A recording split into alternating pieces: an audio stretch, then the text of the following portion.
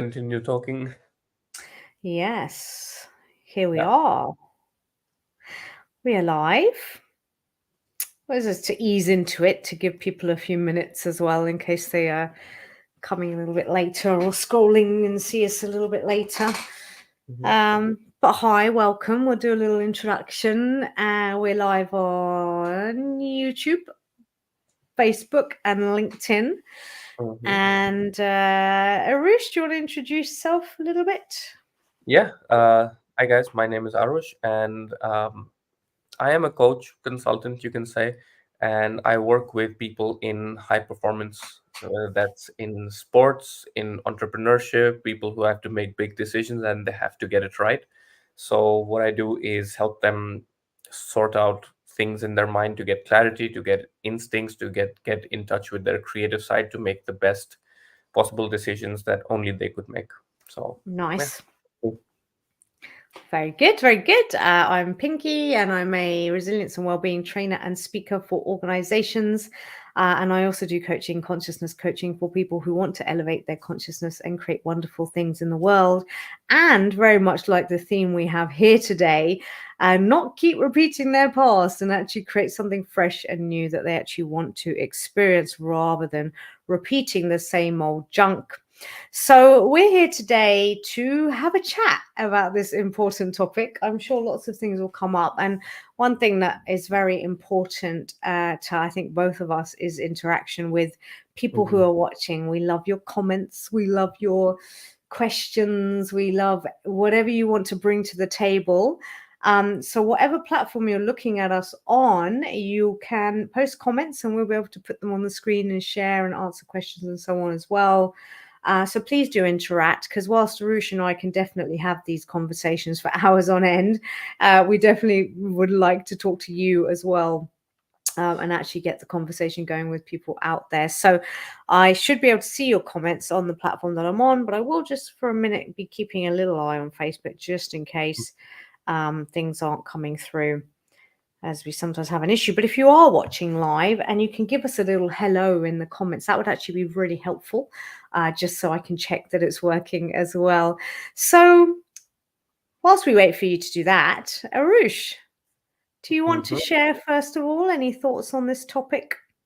Yeah. So what I was thinking was that it's like the past not only repeats itself, but it's almost compelled to repeat itself. It's a very strong pattern that we see in the macro level, also the micro level. So we see, every 100 years there's something like the plague that shows up, whether it is or not, it's debatable, but something shows up. Um, every 10 years now, even less, there's some kind of a war going on. Someone's fighting someone's trying to get someone's territory. Something's always going on, and it repeats, and it comes in cycles. And then if we sort of narrow it down even further, on an individual level, you go through relationships that are, you know just a repeat of the previous one, and then the previous one, and sometimes they even get worse, but you're constantly repeating and going through the same people, going through the same things. For me personally, and if you want to bring it down to an even more personal level, I'll take my example. Health issues, keep on repeating, keep on showing up, no matter what I do, no matter how many times I try something. you know it's a recurring pattern. And what's interesting, and what I've realized recently, might be relevant later in the conversation, but what I've realized recently is that that had become a part of my personality, that it repeated so many times that it became one with me. It's like, oh yeah, I am the person who gets sick. And I feel like that is a kind of uh, collective identity that occurs on a bigger scale as well. It's like, okay, let's say Russia. Or Russia is, communist country that takes over land. It becomes a part of their identity. Mm. Um, India, for example, there's a lot of shit going on inside, but one thing I know about India on the outside is that they do a lot of, how do you say, it's like social service for other countries. Like they really help. preserve humanity outside, whether that there's famines or there's a disaster, they're always there for aid. Even during COVID, like they were, uh, I think, the third biggest donator of medication or something like that. So Mm, it becomes a part of the identity, and no matter what government shows up, those things remain consistent. And same goes for relationships. I think, well, once the pattern is set in, it becomes a part of who you are. It's like, oh yeah, I'm just someone who finds bad people in life, so that mm. becomes a part of the identity. So that's my sort of intro on what we're talking about. I love it. One of the things that comes to me as you're saying that is actually then can we maybe repeat good things in our identity? So it's not necessarily that we want to look at it in good or bad, because you could say, well, offering aid and being that type of identity, well, that's a good thing, right? But I think maybe we don't want to look at it in terms of good and bad. We just want to say, what is it? Is it helpful? Is it Yeah, not helpful? Is it desirable? Is it not desirable? I'll share a couple of thoughts from me. I don't have that many, but I will share. But first, we'll do a comment.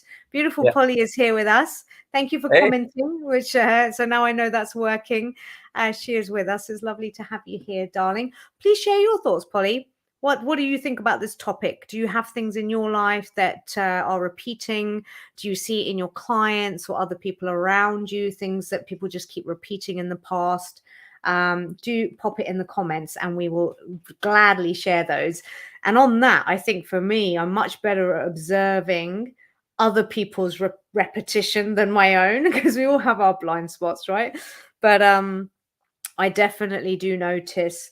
I know a number of people who every job they get, it's the same awful issues. They work too hard. They don't feel valued. They never get the highest like promotion. They never feel acknowledged or rewarded, or they always have a same awful boss. And then they'll go to a new company and have exactly the same issues over and over and over again. And literally, it goes on for decades. And this is when you realize how it seems crazy that wouldn't you stop and look at that and go, hang on, what's going on here? Because I've literally had the same experience for 10 years or more. But we become blind to it because it becomes normal. It becomes part of how we just think things are. But I will share one actually that is coming up for me right now. It's quite a vulnerable topic that I don't often talk about because it actually carries a lot of tension for me. And I'm working on it at the moment, and it's starting to show up. And it is about money. So I do repeat the past, where mhm. I have quite a lot of oscillation. There's a lot of beliefs I have around money. It's hard. You got to work hard for it. You got to slave away for it. That I'm not worthy of it, or it is linked to my own worth very, very intrinsically. And also, I have an oscillating pattern where it's like I make some and I make a fair amount and save a good amount, and then I'll make a decision that then results in me spending. Oh, it's gone. And then I'll make more again. And then it's like, okay, I'm cool now. And then I spend it. Oh, it's gone. And so this is something that I am oscillating in, and I seem to keep repeating. And I have been working on it with my coach. And so some things have come up that I'm learning about that, which maybe we will talk more about. But that's definitely one of my am I doomed to repeat the past? Sometimes I feel hopeless and say, yes, actually, in this scenario, before I had a coaching session just today, actually, I really felt hopeless. I really felt like I can't get out of this. This is just my fate. This is just my luck, that I'm just going to keep going through the same pattern all the time. Everyone else is lucky. Everyone else can manage it better than me and create better than me. And I really did feel incredibly hopeless around this one, but I have already had some realizations that are helping me work on that and realize that you can change. Arush, you've just frozen. Just talk to me for a moment, darling. Can we hear you? Hey, I'm just sitting still, I think. Oh, okay. No, for a minute. Oh, well, you're just very, very, very still. If we do that for a minute, Yeah. people think we've frozen. It's a little choppy, but it's probably me. I'm just going to try and close. I have closed everything else, so I'll do my best. Let's see. We've got a comment from Polly. She says, yes, definitely. I see it with me, my friends, and clients. One of my repeating things is to be overwhelmed and exhausted. Yeah, I vibe with that one, Polly. Absolutely. Any thoughts on that one, Arish? Well, I kind of so the exercise that I was talking about just before Mhm. we got on is Yeah. one of the things that I did with Polly as well. And Oh, nice. so obviously not going to get into details, but No, no. yeah, but what I realized was that each of these patterns, each of these things that exist within our personalities that just seem like, this is life, this is who I am, this is how it works, they're all there for a reason. They're all there because it balances the equation, it makes sense, because this is who we are. So a lot of the times we don't, intrinsically, we don't want to let go of that because it is a part of our identity, because without that we wouldn't know who we are. So without your money problems, who would you be? Without Yeah. having to struggle, who would you be? It And is, yeah, it's a sense of holding on to things because that is what you know, because what you know is manageable and what you don't know isn't. So yes, yeah, it proposes danger within its within the sense of letting go of these things. Yeah. that's it, right? And there's two possibilities there, and we get to choose. When you question that and say, "Who am I without this?" that can either be terrifying to one Yeah. part of you because then it's like, "Oh my God, who am I?" Or it can be incredibly liberating because then you realize I don't have to be attached to any particular identity or belief. I can actually create myself new in any given moment. And so, in that side, it's very, very liberating.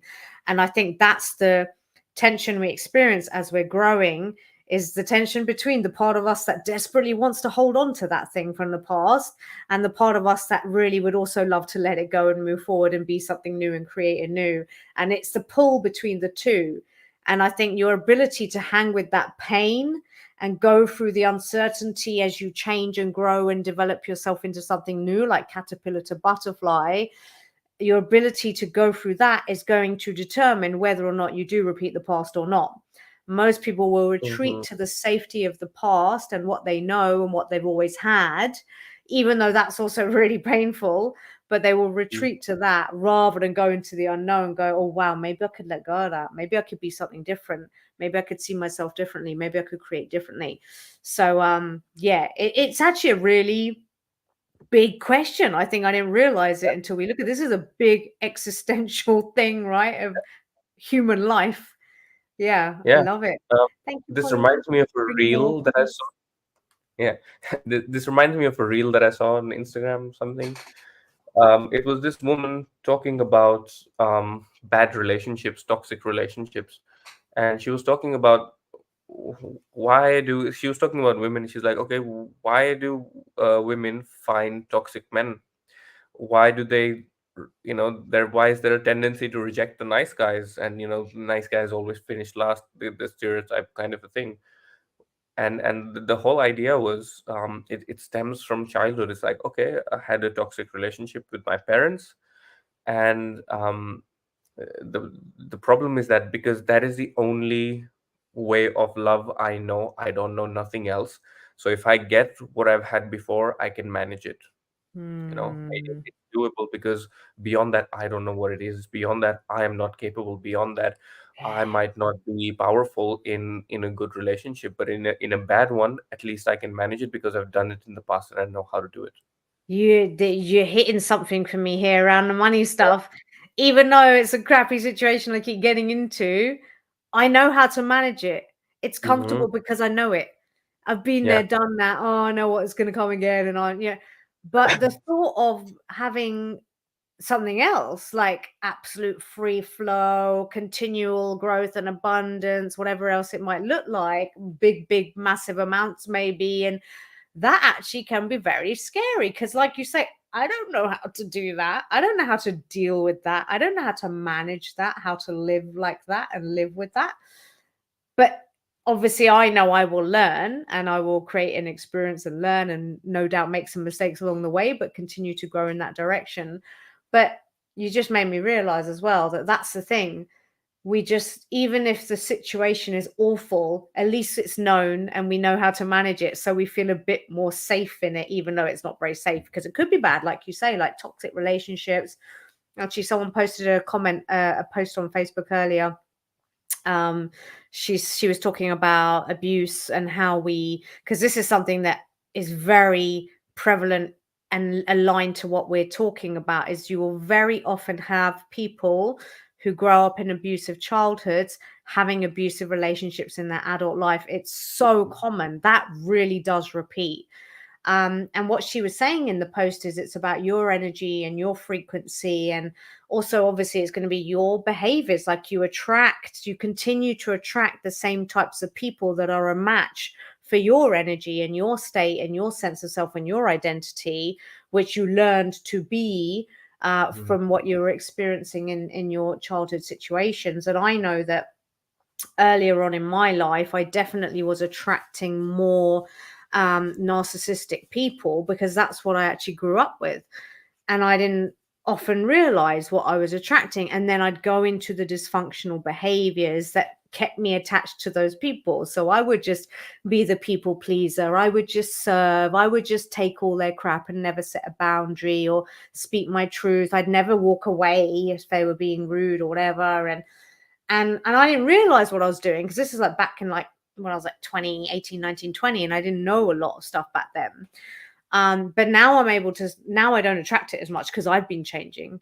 Mhm. And that's the thing. When we talk about repeating the past, it's you that changes, not the world or the situations or the people out there. It's you that has to change. It's you that evolves.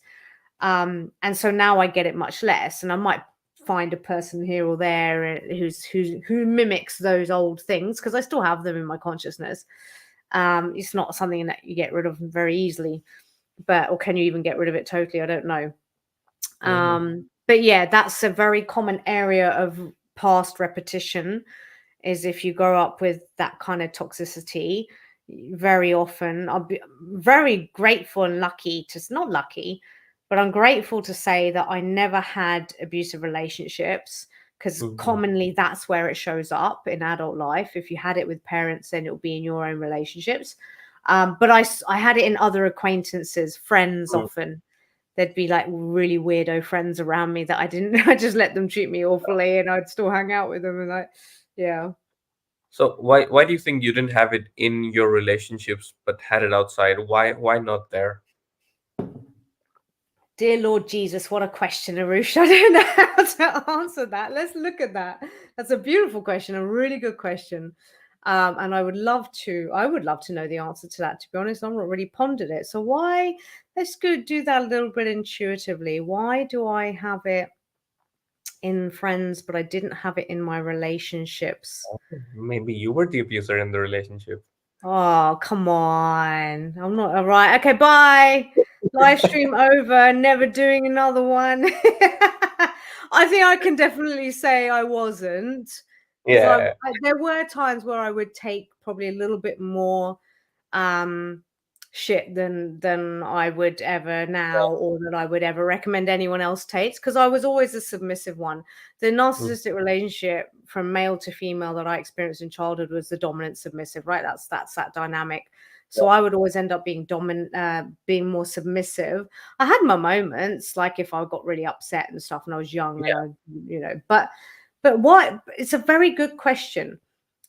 I think a lot of why I think partly I've done the work, to be honest. Mhm. I've been doing the work for decades, nearly 2 decades, and I haven't been doing necessarily this work that we do, natural success. That started for me in 2020, and that's been Yeah. the shift from there has been exponential. But prior to that, since my early 20s, I've been doing the work. I was learning about it. I was learning about myself. I was learning about my own psyche and my own emotions and all. So I think part of the reason is because I was doing the work.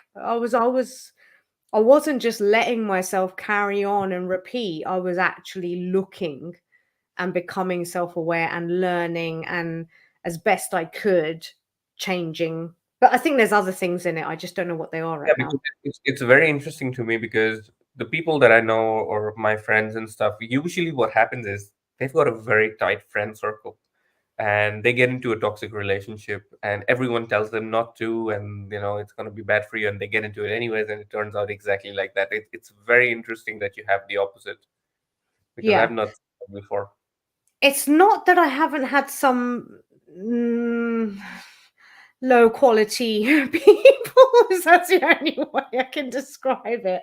It's not that there haven't been people where afterwards I thought, oh, maybe I should have cut that off a little earlier, or maybe that was a bit rude when he said this or did that. But when I think about the extreme narcissistic control and abuse and degradation and that I received all my life, the fact that I never got anything like that in relationships was always very stark to me. And I don't know. Do you know what? Actually, something's coming to me now. So obviously what you create in your partner is tendency to be a reflection of your mother or father, right?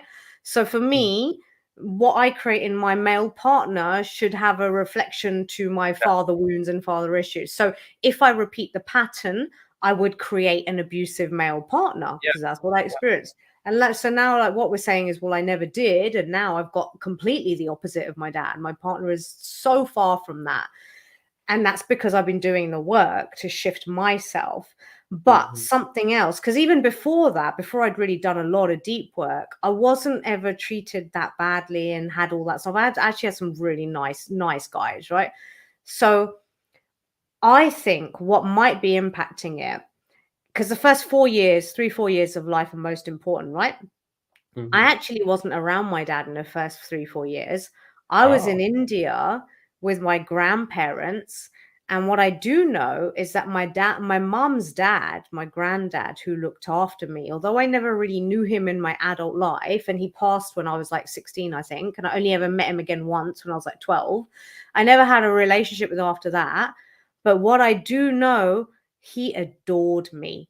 Mm. I could just tell. I remember when I met him when I was 12 for the first time that I could really remember meeting him and knowing who he was. And I hadn't seen him since I was 4. So I didn't really have like a, and I was young and I was going through all my stuff because I was growing up in all this hell at home. So, oh, go to India because I had to, and I'd go to see this old granddad man. But I just remember how joyful he was to see me, how much he adored me. And I remember him playing me little video, a little not video, a little cassette tape of me when I was like 2, 3 years old or whatever, like when I was small, when I was with him. And I was counting and I was going 1, 2, 3, and that's, I'm not kidding you, it's probably the only thing that exists, probably doesn't exist anymore because he's not here. I don't know where it is now. There's not a lot of stuff from my childhood that exists. There's not a lot of photos of me. There's not a lot of anything.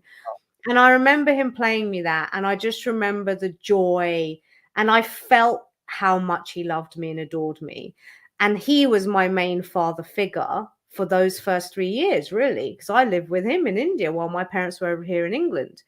So I think that might have planted some seeds in me around the maternal relationship that may have then shown up later as me not Mm. attracting just complete hell, because I think he showed me something very good, treated me very good, brought that out of me, and I think planted that seed in my consciousness and that structure that maybe then meant as I was an adult, I didn't get treated awfully by a lot of men. Does that make, it's just what's coming Uh, now, yeah, I've never thought makes about it makes a before, lot of but sense. It makes a lot of I sense. think so, because otherwise it's a very big, like, I don't know why. How could I have that kind of toxic, abusive relationship with my dad and not mimic it? That, to me, Mm. that's the only thing that really feels true, that Yeah, slots in there. that makes Okay, now my question is, so why did that happen with the friends? Why was friendships toxic then? Because this seems Hmm. like a good experience. Why did I get it with friends? I wonder if, again, I feel like, because not all my friends, like, again, there are some, but there's not a lot. I'm not, and it's very infrequent. It's not like I was surrounded by horrible friends, abusive friends. There's just been a few along the way that I've been like, oh, but I think. I think there's a couple of things. Partly that might just be because I'm human and we live on planet Earth, and there are some weirdos out there, and we're all going to probably come across it a little bit here and there. Yeah. And then, but also, I think I also can't dismiss the impact of after I was 4 years old, I did spend the rest of my days in that horrible environment, being treated poorly and learning all these things about myself and blah, blah, blah, blah, blah.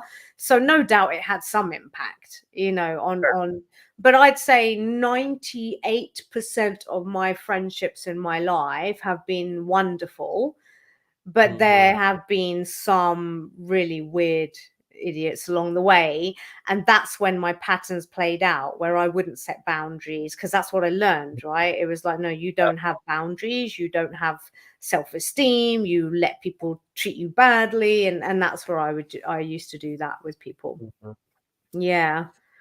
Makes sense. Yeah. So that's an Mhm. interesting one. So, are you doomed to repeat the past? I guess the answer to that is quite complex from what we've just Yeah. discovered, that there's many influencing factors Hmm. um in that question. Yeah, because I do think there's this one massive element of bad childhood that Mm, just, and doesn't have to be like extremely bad, but um,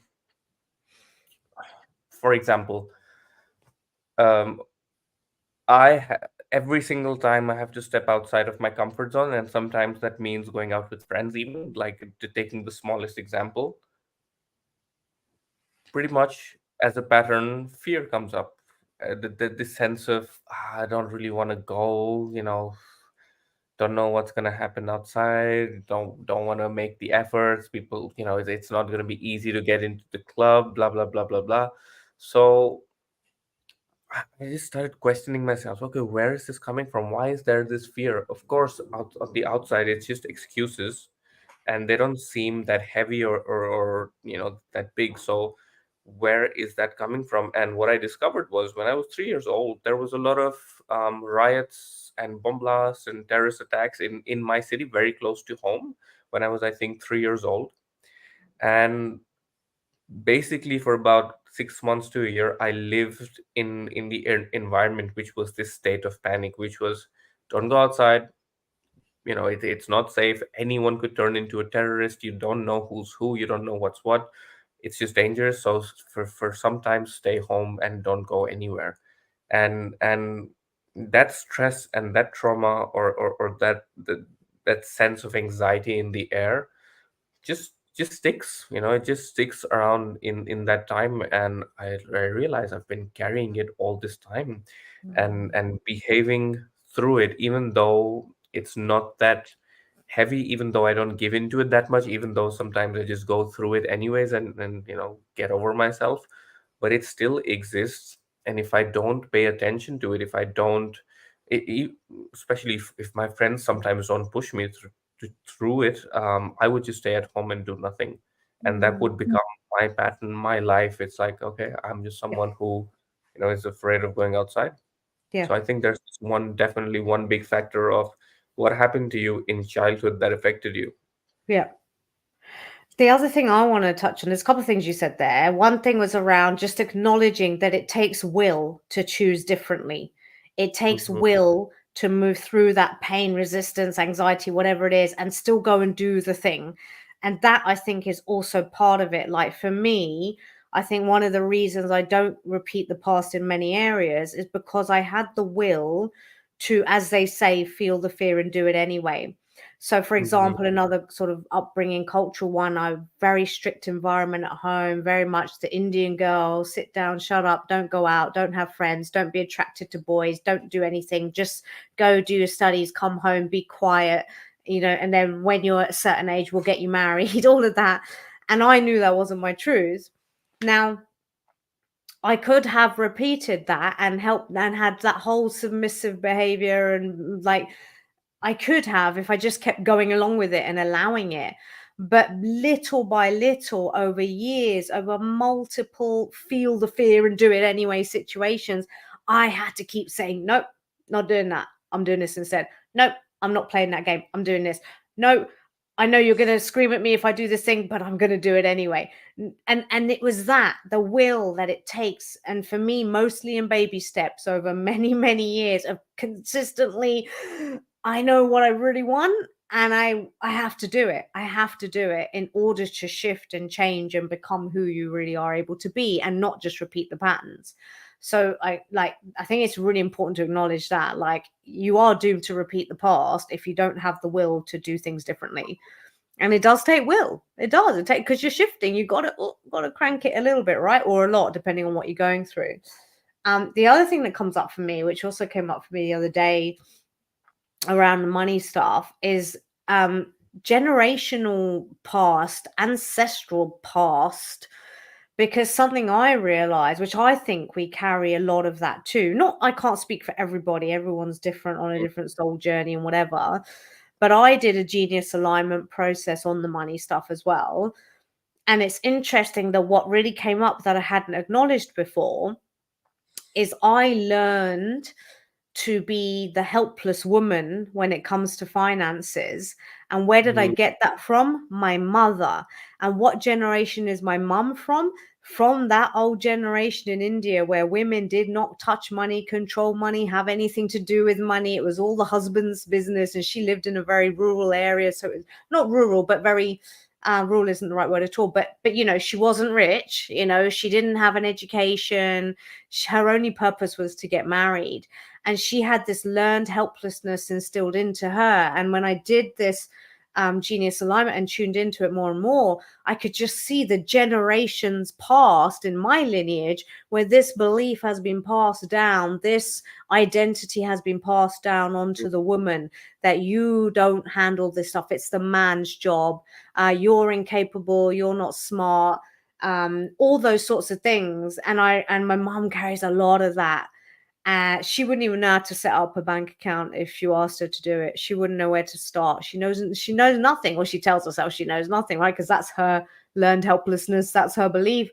And so I realized I adopted a lot from that, mm, by observing her, and then we mimic, right? We they are our role models, our parents, and so but I think what I got is that actually that's generational. That's not just her. It's not like her mother would have had, so much control over that sort of thing and impact. She would have been the same.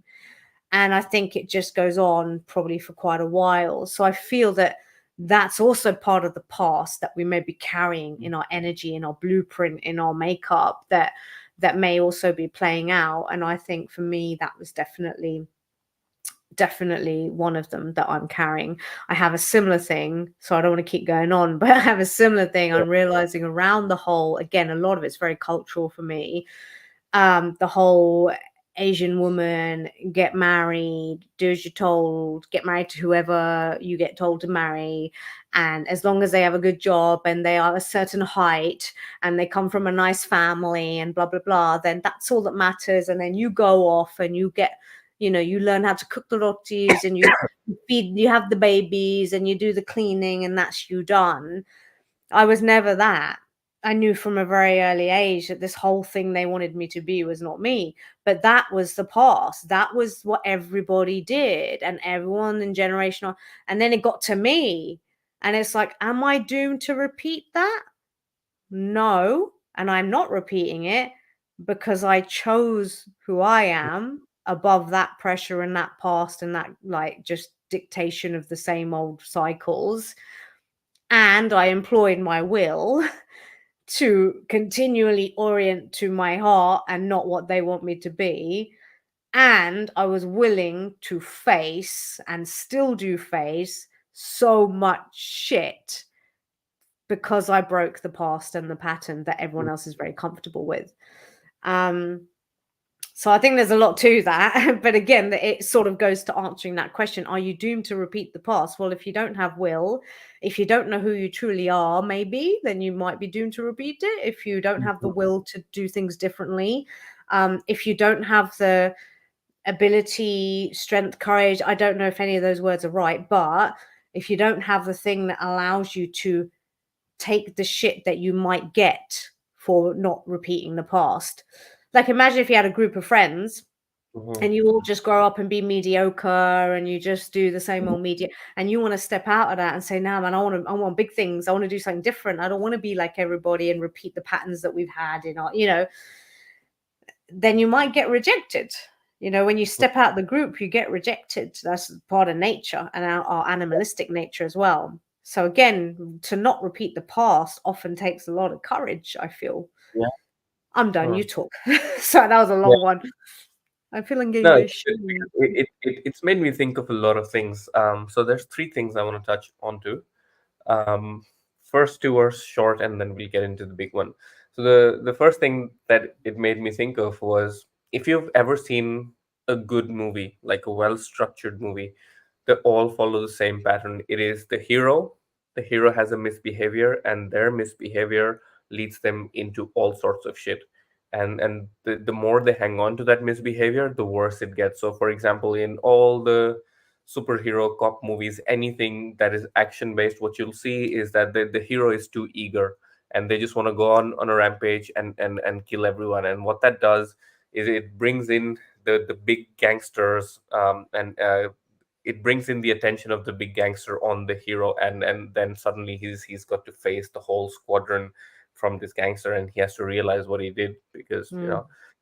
can't just rush into it. So n- it always comes to a point of complete and total failure and total loss in every good movie.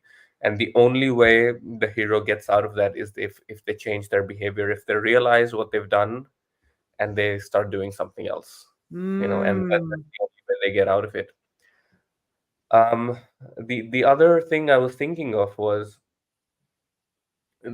something you said was, it's like, okay, if you don't really know who you are, then you repeat the past. And I think it's very true, because consciously we want to do things, we have a drive, we have a compulsion, we want to achieve big things, we want to do great things, but I would say a majority of the people don't ever get there. And I think one of the reasons is, people have a very narrow perspective of who they are, and because it's interesting how the mind works. It's like, okay, I want to go achieve something big. What your mind does is, well, who am I right now? It starts to take account of who you are, who you've been in the past, what incapabilities have you had before, what traumas have you had before, and just sticks with it. It's like, okay, this is you. You're an incapable person who can't handle money, for example. This is me. Mhm. So instead of going out and trying to achieve something that you're passionate about, what your mind does is, well, fix your incapability first, because otherwise when you get there you're going to screw it up. So you end up going, taking a job, making a salary, hopefully one day, taking that money, saving enough, investing in things that you want to do, and most of the time that never happens. So what the mind does is it makes you hang on to who you've been, to who you identify as, in from your past, and makes that a reality. It's like, okay, this is who I am. I am a screw up. So I got to fix that first before I can do anything else, because nothing else is going to work, because I'm just going to screw everything up. Mm. So when you start identifying with that broken part of yourself, I really think all you'll ever do is just either avoid your, um, past, avoid your past long enough till the day you're tired, and then repeat your past, and then hold on to it, avoid it for a while, and then start repeating it again. So there might be a gap, but you always eventually end up repeating it. And then this thought brought me to astrology, because it is huge in India. It's like people go to astrologers before they go to doctors, even, Yeah. and like, I'm not even exaggerating. This is how it goes. And so for me, astrology, it makes sense, enough to say that, yeah, I believe that there's something there. I believe that, there's cycles in the universe. I believe that these, that there's highs and lows, and there's planets, being connected with each other, and they move and stuff, and they possibly could somehow affect us as well. um, but what's interesting to me is, even in astrology, there's repetition It's like, okay, after 7 years, you're gonna go into this phase, which is gonna last for 19 years, and then you're gonna come out of it. And in this 19 years, it's all gonna be shit. But here's a few things you can do to negate that, stuff like that. So I do think repetition is inherent in the sense of time cycles. Um, nothing ever really ends. You go out there, you complete your studies, and then it's not that it's the end of education. No, you just you start learning in a different way. You begin again, and in the work that you're doing, in the business that you're building, it's just a different kind of learning. And I feel like um, that is repetition. But you know I kind of don't want to say it's the repetition of the past. I feel like it's cyclical. Not, it doesn't happen in the same place. Time still moves forward like a spiral, I feel, instead of Yeah. a straight line. But there's similarities. Like life will try to throw you in the past, Hmm. in your past, by through these cycles, I feel. Yeah. And as you said, it takes a will to stay above them. Yeah. So I kind of wanted to put this out there and see what you Yeah. think of Well, these I love things. what you say about the spirals because I've often thought about this and I've seen other people talk about it is that we grow in a spiral life. We go, so we're going up and we're raising, but you keep coming back round to the same point and then you Mm. go up, same point, but now you're like on level two. So it's like you're going up levels of a game, but you have to up level. And I actually see, like you said, you repeat the same stuff. It may Yeah, look slightly different, this different job, but oh, here comes the same inherent issue that I have in every job. But you're now on level two.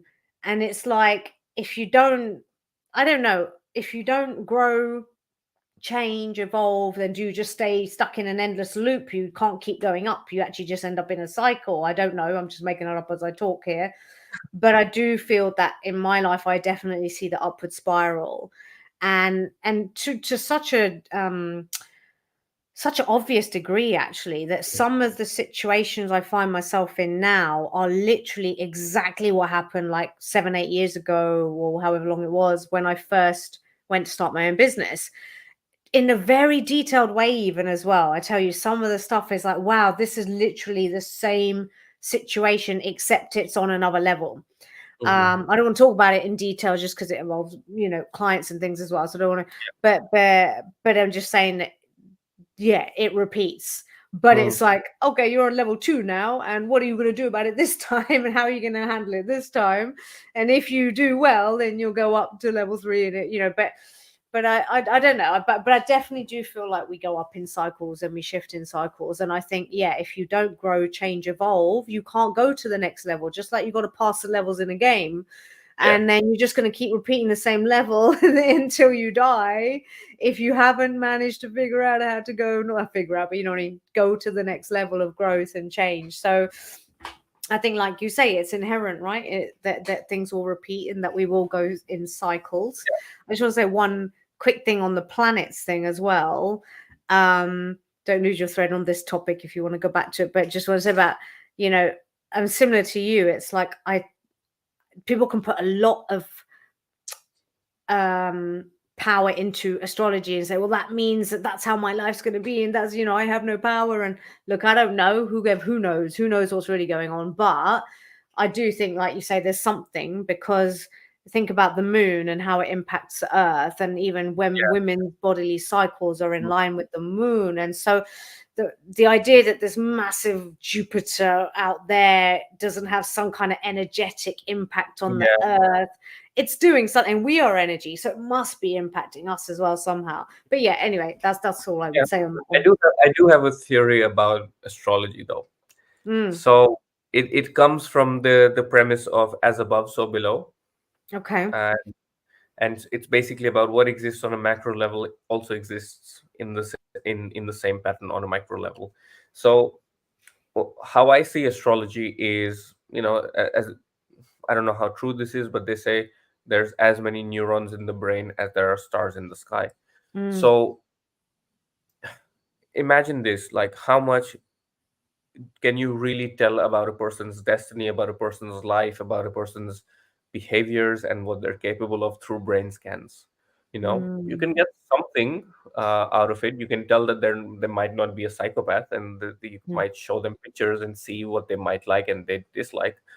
And I think with similar accuracy, astrology works. It's like for me, stars then could be physical manifestations of the consciousness that exists in the universe, and you could see them as neurons. So mapping all of them out and how they work and how they function, I think it's just a map, you know, mm. and it's not everything. So you might get a little something out of it, but you know, it won't really tell you who you are, what you're capable of, and where No. it might give you a little bit of hints about what can go right, what can go wrong, and I think that's pretty much about it because I've had such funny predictions from so many people. It's like I have the same time of birth, I have the same date of birth, and everyone tells me such They're telling you wild. different things. Yeah. Well, so my parents are concerned about, me getting married and stuff, and they've asked like a bunch of people, and so someone said, I'm gonna get married at least 3 times, and after that, it's only gonna last if I learn to keep my mouth shut. I'm like, okay, that's not happening. Then they went to someone else, and they're like, yeah, he'll get married, but his wife's gonna run away after 7 years. I'm like, okay, great. Oh my God. Then this other guy just Oh, said, it's like, just never get married. It's not for you. You should go out there, just have fun, and really? like, just never fall in love because that's dangerous for you. I'm like, fucking hell, man. Okay. So it's That's like, hilarious. So what are they doing with that information? What are you doing with that information? I am just using it in social situations so people don't pressure me to get married. So it's like, hey, here's a relative. They This come is along what and they say, said, so yeah. oh And God. for me, it works on convenience. They tell me, hey, it's your age, you're coming to the age, you should get married. It's like, well, it's only time for the first one. I'm planning to get married at least thrice, so let's see how this goes. And so you do that enough time, and everyone just shuts up after a while. Yeah. Oh God, it's crazy. There's so much pressure on that stuff, right? And Yeah, it's interesting that one, it's the time to get married. I'm like, sorry, where's the rule book that said that this is exactly the time that I must, like there's no time. But again, it's just past beliefs, ideas, traditions. Obviously, if one wants to do it, that's different. If it's yeah, true for you to do it at that time, that's different. But there's a wonderful quote which is something like tradition is peer pressure from dead people, I've read right? that one. And this again is a way we repeat the past because we're Yeah, taking this peer pressure from some dead people who made up some rules how many hundreds or thousands of years ago, and we're still living them without question, a lot of people, and we're just repeating and go, well, this is what we've always done, and so this is what we're just going to do. And there's so much stuff that we do that we don't question. I think that's another important thing to think about. If you don't want to repeat the past, you must be willing to question what you're doing and why you're doing it and dig a little deeper so that you can then choose differently. But most people don't want to question because it's uncomfortable. You might rock mm, the boat. Exactly comes down to what you were saying earlier. You might have a bit of an existential crisis because when you actually, remember I had one of the reasons I was always a bit of the black sheep. There were many reasons, but as we call it, the black sheep of the family is I would ask questions.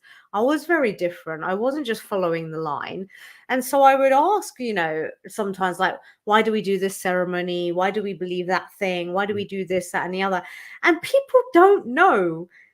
And they put this whole hoo-ha around doing this event and doing this thing, and they don't know why they're doing it. And I'm just mhm. like, does it not bother you that you do this thing and you don't know why you're doing it? And they don't care. And it's like, it's so unconscious as well. And I'm not saying don't do the ceremonies or that there's anything bad, but I personally just feel I want to know why I'm doing what I'm doing. And but so many people don't. And that's how And past the thing is, traditions are still upheld yeah, today without yeah, the question. thing is, like, if you analyze these ceremonies, I mean, some of them you can find some very good logical reasoning behind Yes. them. It is actually wisdom passed down, but Yes. people don't bother learning or knowing Which or is such understanding. a shame. Yeah, because Yeah, some things it's are, such a shame.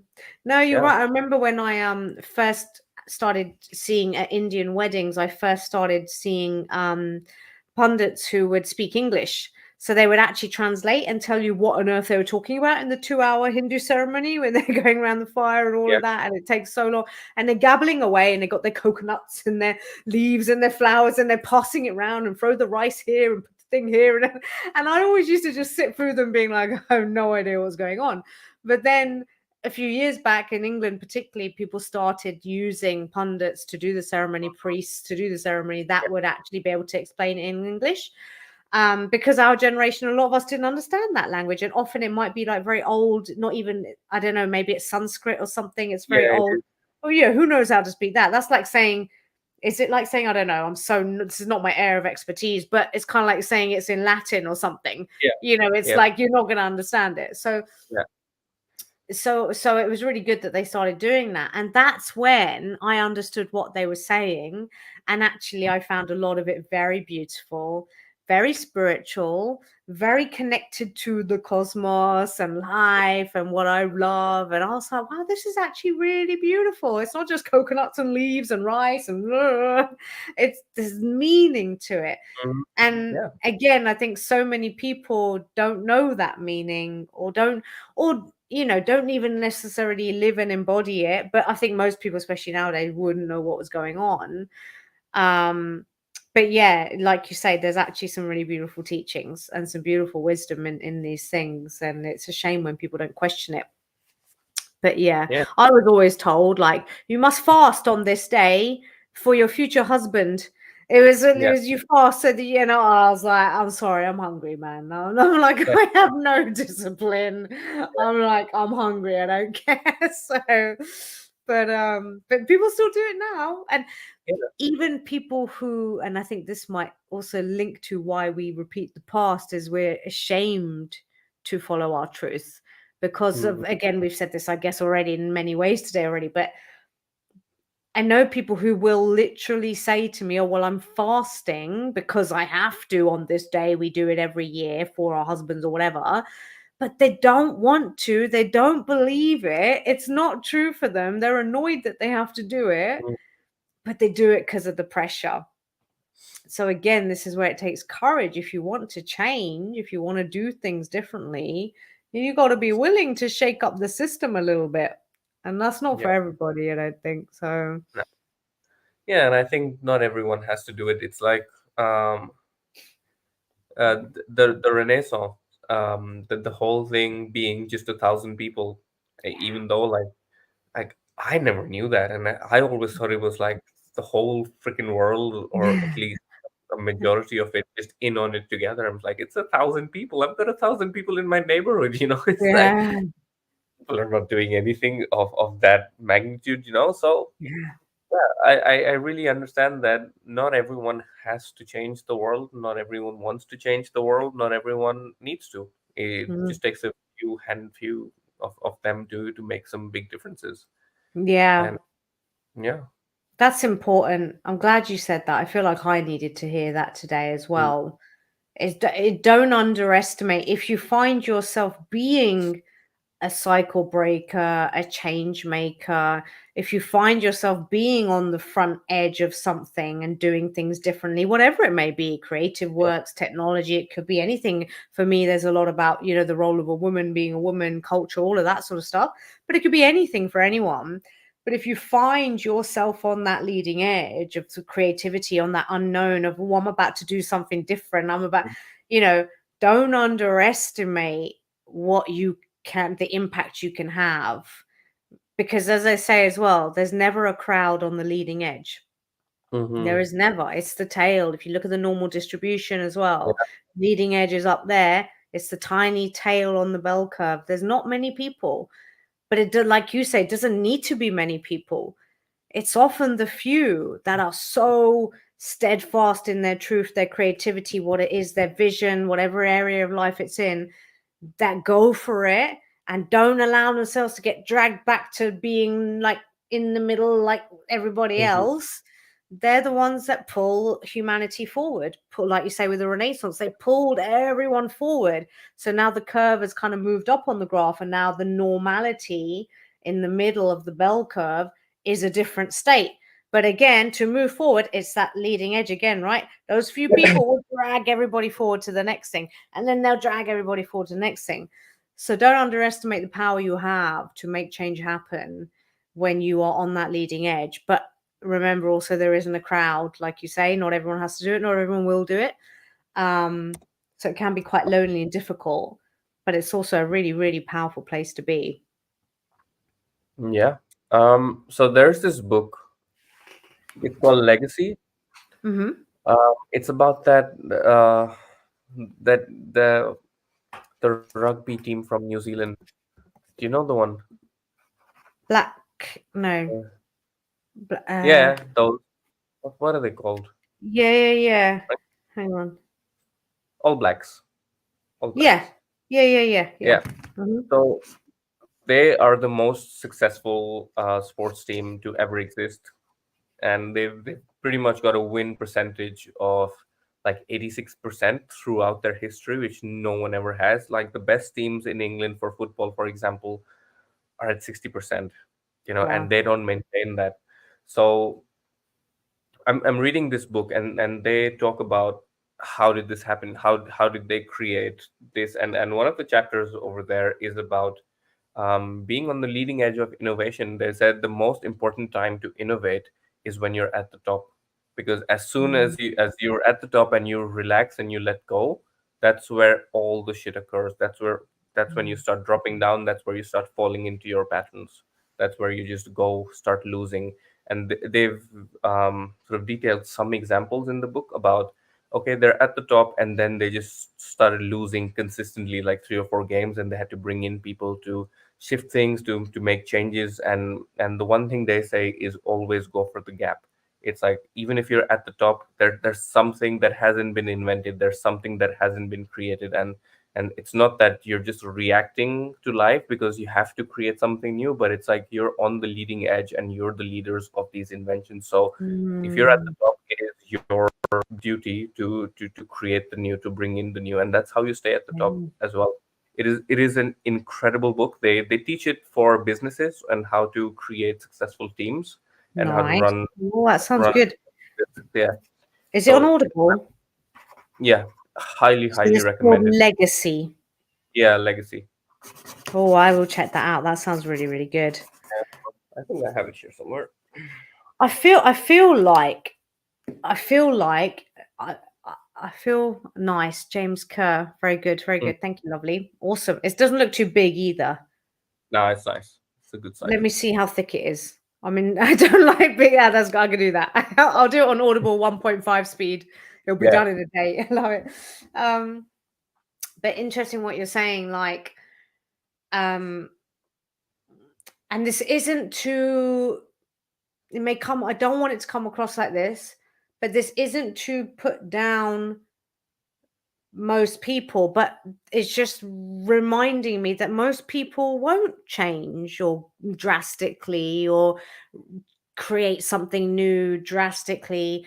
Most people will just repeat what they learned and be that over and over again until they leave the planet.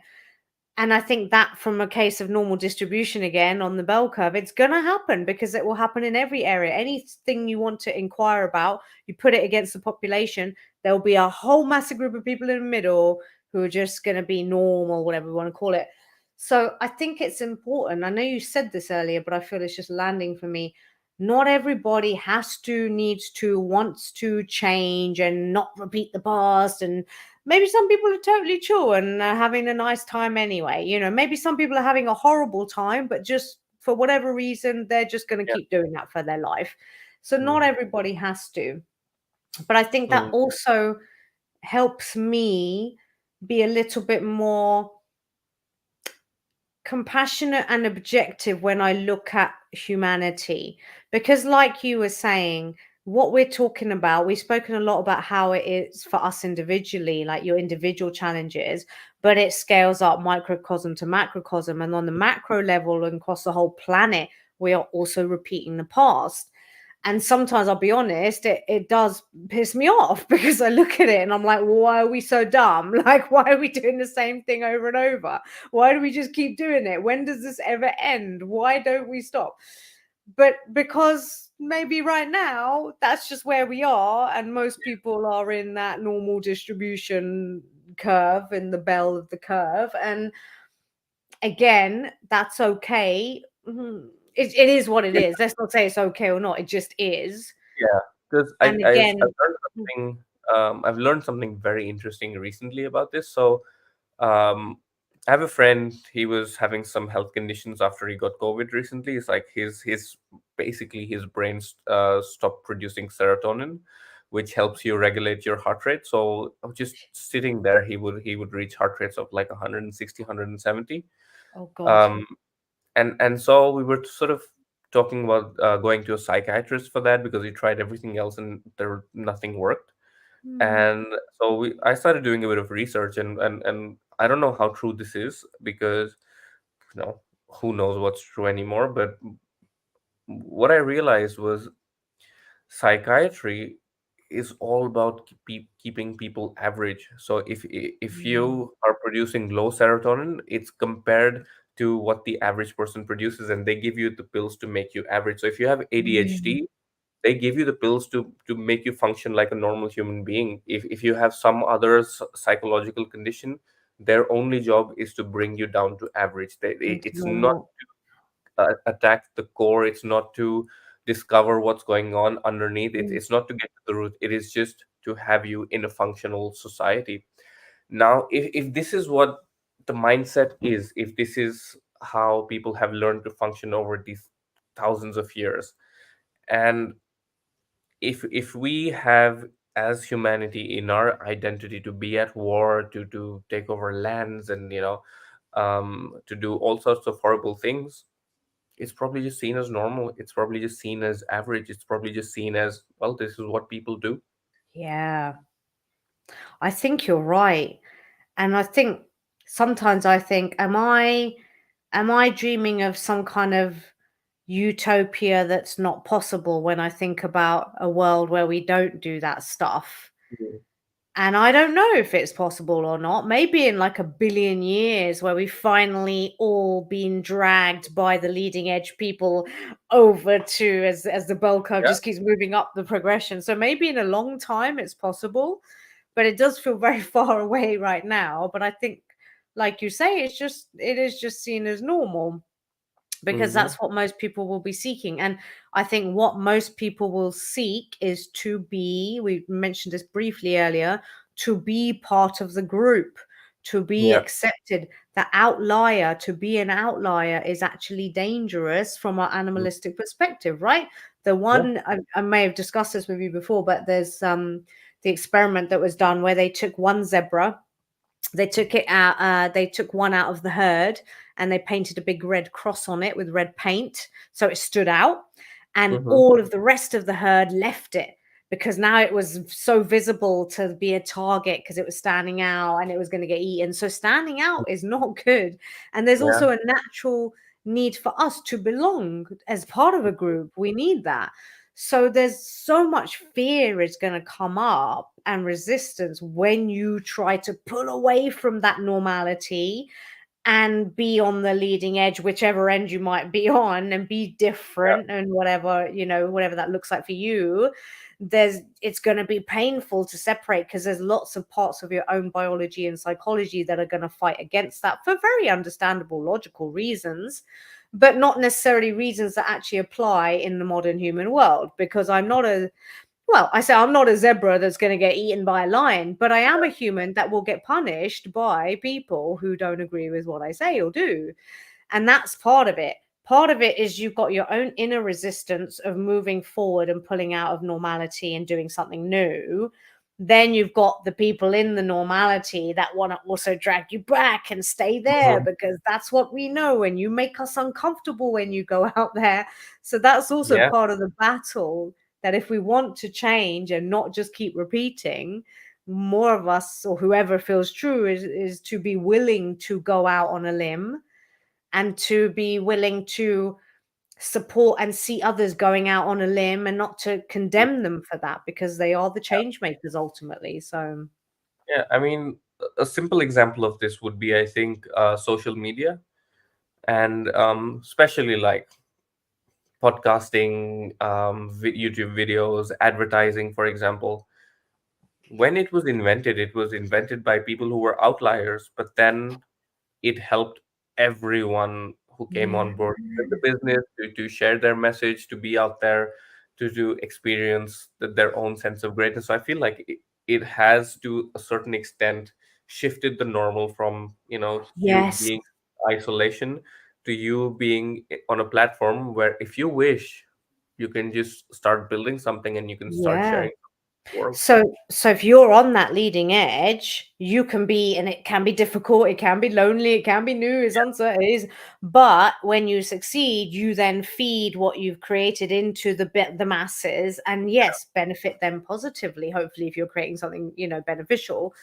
Um, and yeah, that's how then they change, and that's how ultimately we do stop repeating the past. So, and it, again, think about it, it's not a million people who invented the internet or social media or podcasting. It wasn't a million people who needed to do that.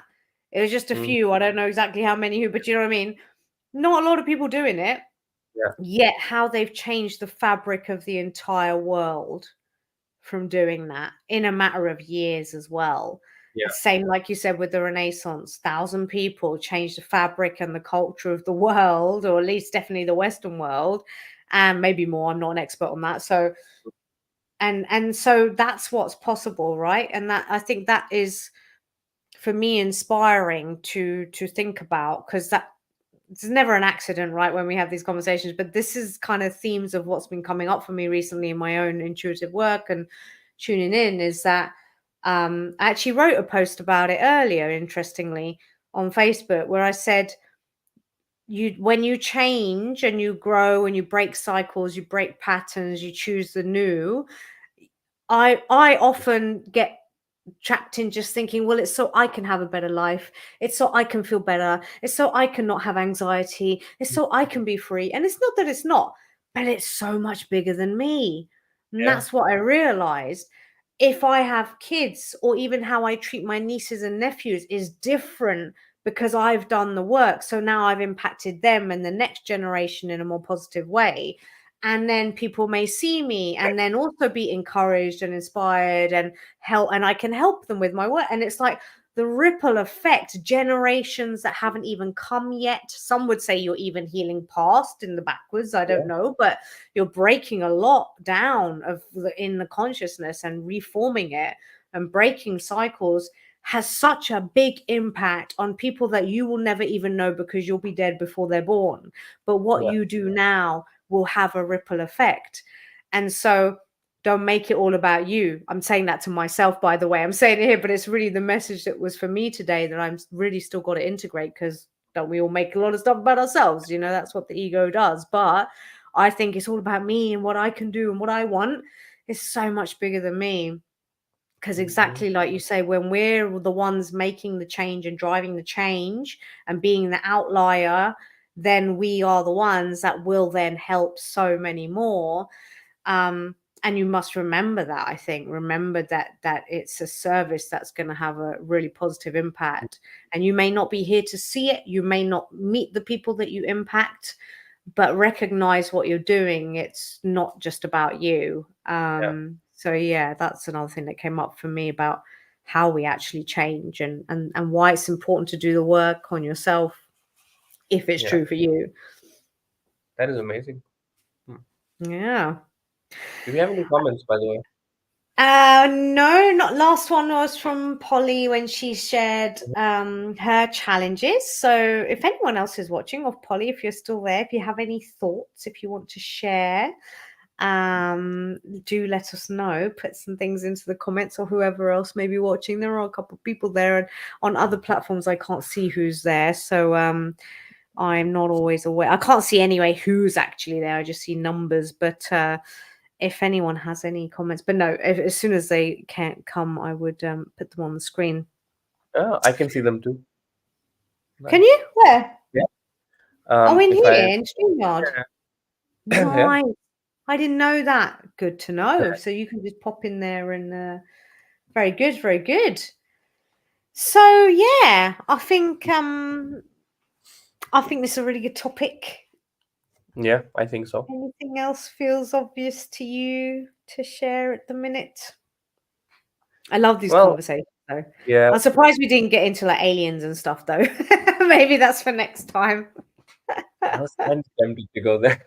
I'm always open for the alien talk and Yeah, for the evolution of the human species man. I've seen a few hypotheses and UFOs recently. huh? I've seen a few You UFOs you've recently. seen I love how you just say that so casually. I've seen a Yeah. few UFOs recently as I was out on my walk. What are you talking about? Now you have Yeah, to tell me. so the whole thing with UFOs is that, especially like the footages we have, they're just really shit, and most of them are made up because they always show stuff flying in a straight line. So if you really want to spot a UFO, is when it can change direction very quickly, with an immense amount of force that no human made thing could handle. Mhm. Then that's a good sign of, okay, this might not be something that we've seen. So close to the airport of here, I made a video of it. So it looks like almost like the size of a satellite, and it was just there for 15 minutes, just hovering, going like this, like this, like this, and then staying there, then just bouncing around in the sky. And I was like, okay, this is weird, man. Especially because it was too high to be a drone, and also near the airport, you can't fly shit. You You're can't, not. no. I'm right there at the airport, so it You was. must send me this video. Yeah, I gotta send it to you. Oh my God. I would love to see stuff like that. Yeah, I would love to. I saw I say this. I think was I talking to you about this or am I been talking to Arthur at it? Because I think it was you who put us onto this alien documentary. So we're yeah, both there like, oh my God. And then afterwards I was like, oh, I really want to see first I want to see an alien. And then I was like, no, I don't think I actually do, because I wouldn't be able to handle that. I think it would yeah. ruin me. I don't think I'd be able to handle it. Why? But well, you remember there was that documentary about like the little grey thing with the red eye. I was like, if I actually saw one, Yeah, I just mean, don't. come on, that's gonna change your entire everything. I Yeah, think I'd probably fall to pieces, but but I why? kind of want Because to see it. But this is something I don't fully understand or comprehend yet. Why would life change for you if you saw an alien? What would that mean to you? well, What would I it mean think to you to know what would that it life mean exists to outside of us? because the thing is, I believe there is life out there. I feel there must be. I just feel there must be. Yeah. And I like the exciting possibility that maybe they're around on the planet and oh, Mhm. they're hiding it from us. Like I find that all quite exciting, also annoying because I'm like, how dare you hide it? But I don't think humanity's ready for it, to be honest. So look what happened during COVID. Everyone went out and bought toilet rolls. I don't Yeah, know if it happened over there, but over here, we we're ran out definitely of not toilet ready. roll because that's what everyone did in COVID. Yeah, So what do you think everyone would do if an alien came fair down enough. and everyone admitted it? So I Yeah. don't think we're ready. But what But about if mm, only you saw one? if only I saw one. Well, Yeah, firstly, I'd want to tell people and then they'd think I'm mad. So that'd probably yeah, be quite difficult for me. Secondly, I'd probably get weird dreams and nightmares about it as well, maybe, because that thing that would mess me up, man. That would like shake everything up that I don't think my brain could handle it, because my brain has this idea of what we are and what this is, and now this information comes in that I feel would just like completely blow the circuit. I think I'd go mad, maybe. I don't know. I'd probably also be really scared because the way people describe them, they look quite scary. I don't think they are scary. I don't think they're hostile at yeah, all. I think if and they were hostile, they would have nuked us already. yeah, So I don't think they're hostile.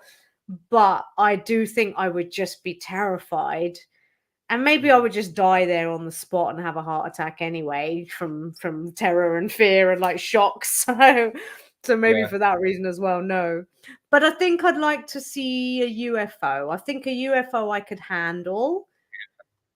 That'd be like the next obvious step for me is to see that. But an actual alien being, I'm not mhm. ready for that. I want to, but I don't. What about you? Oh, you'd love it. You'd be like, oh, just hang out and have I'd a be chat up. with the alien. Like, Yeah, I'd be up for that. I've seen too many movies, man. I'm too used to them. I'm just expecting like, you know, I would, I would love, again, I'm really at two ends of it either way because I'm like, I would love it. I would love disclosure at least. If there is truth that it's already happened, people have seen it, and I would love disclosure. But again, I don't think humanity's ready for that. I think we no, destroy for sure not. ourselves and go loony, which is probably why it's not disclosed. But Yeah, but I, also, because if you look at the structure of the world, especially right now, it is based on dominance. It is based on power. It is based on strength. It is based on weaponry. What happens when something shows up that you just can't compete with? That is just, yes, a million yeah, times more stronger, powerful than you, and you don't even comprehend or understand it. exactly. What happens to these people? What happens to the borders? What happens to all the Yeah, wars that we're fighting? How do and they people react? become, yeah, they become so insignificant and in the grand scheme. I mean, Yeah. yeah, like you just can't. I see what you're saying. It would just again just completely blow everything out into smithereens of what we think and what we know in our structures. Hmm. Yeah, I don't think we'd handle that either. Oh, you just Yeah. reminded me. I think I saw there's a Netflix documentary or like a series of four documentaries, and I think it's about UFO unexplained sightings or things that just can't really Mhm. be explained with our logic. Like we're just like, what was that? And again, from like reputable people, because you get a lot of this from like not Marines, Air Force Yeah. pilots, and they're not silly crazies. These are smart people that are on their game and they're saying they're seeing this stuff. And it's like, so I can't remember what it was called, but we did want to watch it because I think I'm ready for a dose of alien stuff. It's been a while since you last told us to watch that, whatever it was. I So haven't my watched favorite any movie ever made about aliens is called Signs. I don't know if you've seen it. signs. No. It is a beautiful movie. Like forget aliens and stuff, but Mm. the movie is actually about faith in God and how God has a plan, Oh. and and Oh, that and sounds good. you don't actually see the plan till it happens. I get goosebumps as you say that. It Clearly, I is must watch this. incredible. One of the best made movies ever I've seen as well. Called Like in terms of Signs, the story, yeah, signs like a as in signboard. SIGN. Yeah, yeah. Like Oh, I'm going to put that on the list for this week's yeah, movie then. like That sounds beautiful. amazing acting, amazing story, very crisp, very precise, no Yeah, leaky tension, no, no added stuff, no added yeah, drama, but yeah, just like it gets you from, minute yeah. one. Yeah. And when was this made? Is it old? Is it new? Is it Really old. It's like early 2000s, I think. okay? Yeah, Yeah. weird when we say that's old because that makes me feel really old. It's like, I posted this thing the other day on Facebook. It had a picture of Skeletor. I mean, if you know who Skeletor I know. is, you Yeah. know Skeletor. I am. I guess Skeletor's a little bit timeless as well because you're quite a lot younger than me, but you still know Skeletor. So, Yeah. but it was a thing which said something like, in 5 years, the 80s will be 50 years ago. I was like, what? It's like, I was born in the 80s, man. Time is going so fast, I swear. I Yeah. swear it speeds up as you get older as well. I don't know if that's actually true, but I just feel like it really So speeds up. there is an explanation for that. So Is it when that I'm you're a just feeling child, old and cranky and weird? And so, no, it's the time. It's like it's almost like an illusion. Maybe not. So it's I would say it's mathematics. So when you're 5 years old, your entire life has been 5 years old. You know. So 1 year out of 5 is a big chunk. It's like Hmm. 25%, 20% of your life. But when you're 30, 50, 1 year is, 1/50th of your life. So that's why it Mm, feels faster. interesting. Yeah, Yeah. no, that makes sense. Yeah. Oh wow, never thought about it like that. I like it. I like it. And also reminds me of the fact that really time is your own experience as well, right? It's your own relative experience. Sometimes time is really slow, sometimes time is really fast. Sometimes you're watching every second, and sometimes you miss the last 6 hours of your life, depending on what you're doing, what state of consciousness you're in, and so on and so on. I mean, So that's it always makes interesting. no sense. Honestly, time makes no sense to me. No. It's just so there's this thing of, how sunlight takes 8 minutes for to reach us. Okay. But if you look at it from the perspective of the photon, the particle of light, for Yeah. the photon, it's instantaneous. So, Huh? f- yeah, it's just weird because that's how time works apparently. So if you are the photon, it is instant. You're just born and you're just there on Earth. But for us, it's like, okay, it's 8 minutes. Takes 8 minutes to travel over. And Yeah, then doesn't that take us back to when we do our visualizations about being light, about being photons, essentially, yeah, then we are beyond time and space. exactly. Yeah, we're already there. We're We're already already here, there, everywhere, everything, all of it. We're yeah. already there. But And then that's, this also ties in with the past. So if we're thinking that we're the past, or if we're imagining ourselves as our past selves, then we yeah, are now as well. We're bringing it into yes, reality. yes. Because really, I remember watching something about this. I don't know what movie, one of the older movies about, how we create our reality and everything. And they were saying, like, basically, like, reality is just yeah, basically everything exists all at once, right? So Mhm. there's no, so all everything possible ever exists all at once, and you're just able to be in any snapshot. And then it Yeah. was like, every imagine every movement, not even that big, is like a snap, it's like when you do a movie and you get the photo frames, FFS. Yeah. What I know nothing about this stuff. I'm explaining it really badly, but you know what I mean, frames per second or whatever. It's like there's Yeah. a trillion million frames per second that then make it look like you're moving when you put it Mhm. together, but actually in what's happening in cosmos, in whatever it is actually it's all just stills, Mhm. just a million trillion billion stills all existing, and then you're like, you see them all, and I don't know. I shut up now. I Yeah. don't know. Clearly, there's a reason I'm not a quantum physicist. Although I used to want to be a physicist, I thought Oh I was going damn. to work in NASA and see those Uh, aliens, but I was not smart enough, so I never did uh, that. did you watch Oppenheimer, by the way? No, is it good? Fucking hell, it's amazing.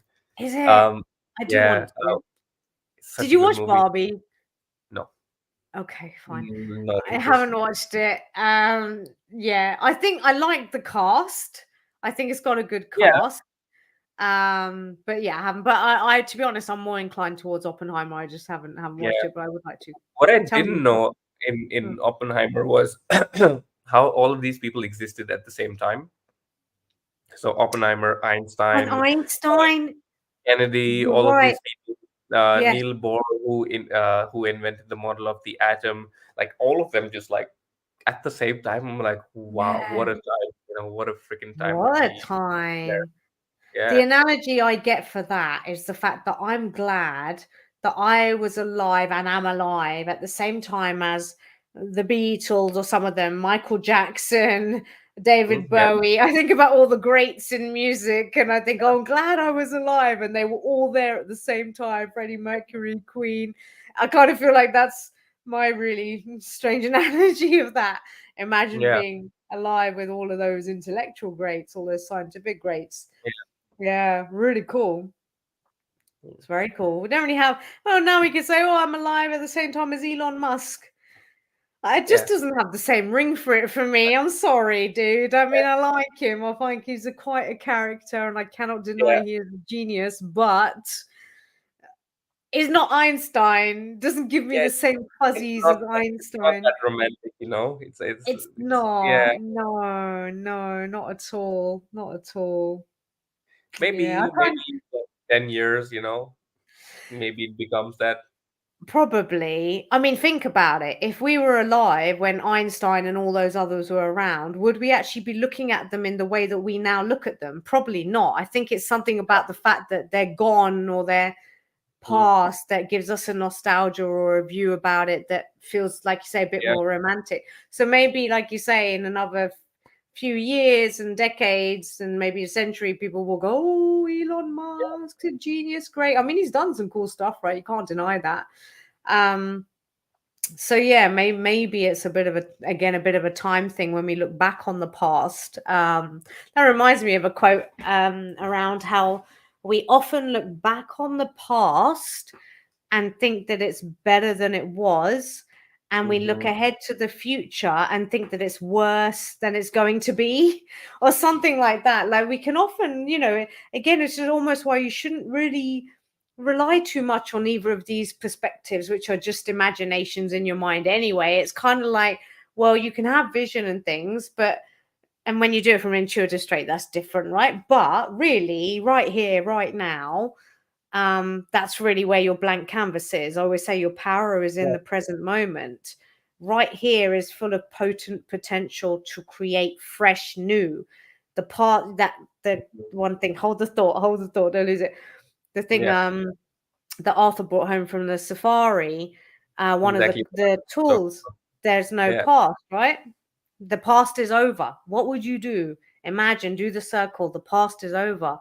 Wow. Now who would you be? Now how would you yeah, act? Now what would you go for? Very liberating. I want to do a bit yeah, more work on that actually.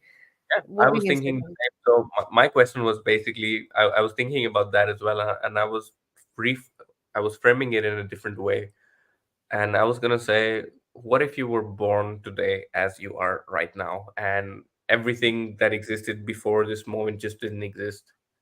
So, Mm, what would you do? Who would you be? yeah. What would you try to do, in life? I love that. Can we play this game for a minute? Can I do Yeah, it? It's yeah, I want to do exciting. that. I Yeah, think imagine let's do that then. Let's rid ourselves and go. And anyone watching, do this with us. Clear yeah. So yourselves of the part. Yeah, if you. you're Sorry, you born, instruct. yeah, so if you're just born today, so you show up on Earth and you are just you in this physical body. No past experiences, no memory of any past, no knowledge of any problems that you might have or that you have faced or that exist within you, just nothing, just blank. Even imagine yourself as an empty vessel just contained with by the soul. So as that person, what are you compelled to do? How are you compelled to behave? What do you want to do? Hmm. So what I get is the immediate excitement and curiosity for life and for every little thing out there. Like there's so much variety out there in the world. The different sight, sound, taste, touch, colors, everything. There's so much richness that it almost blows your mind when you actually comprehend how much variety exists in this physical world, from the animals to the different climates to all the different billions of people. No two will be exactly the same or will ever exist again and have not been here before. It's like this earth is a hotbed of potent creativity, and when I've just been born, I'm very aware of that, and it excites me, and I am grateful to be able to experience it. I want to experience it. I marvel at it. I give time to it. I love it. I really love it. And I feel excited. I feel excited. Those are the main things. I'm not going to go on too long because I know I can just ramble for too long, but that those are the immediate. I think there's definitely more there. Like, what would you do?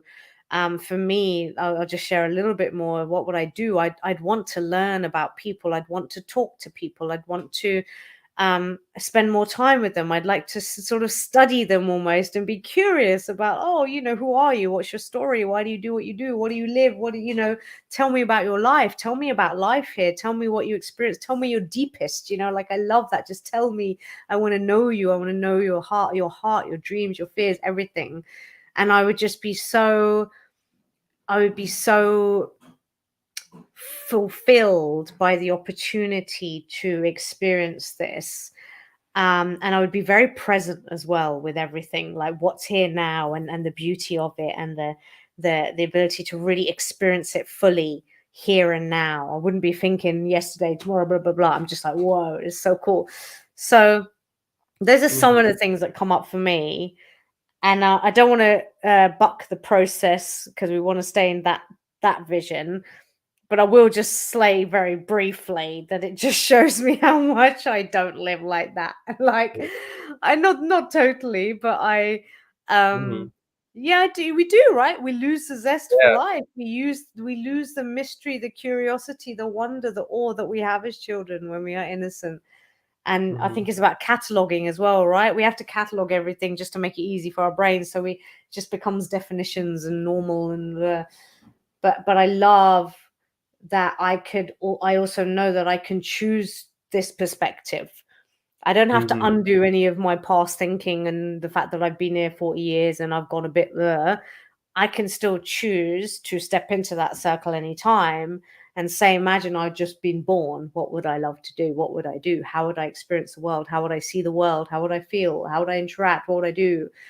I can choose to do that because, like we Mhm. said, now is the potent present moment where everything is potential and possible. And you get to choose, what do I want to experience then? And how do I want to be here?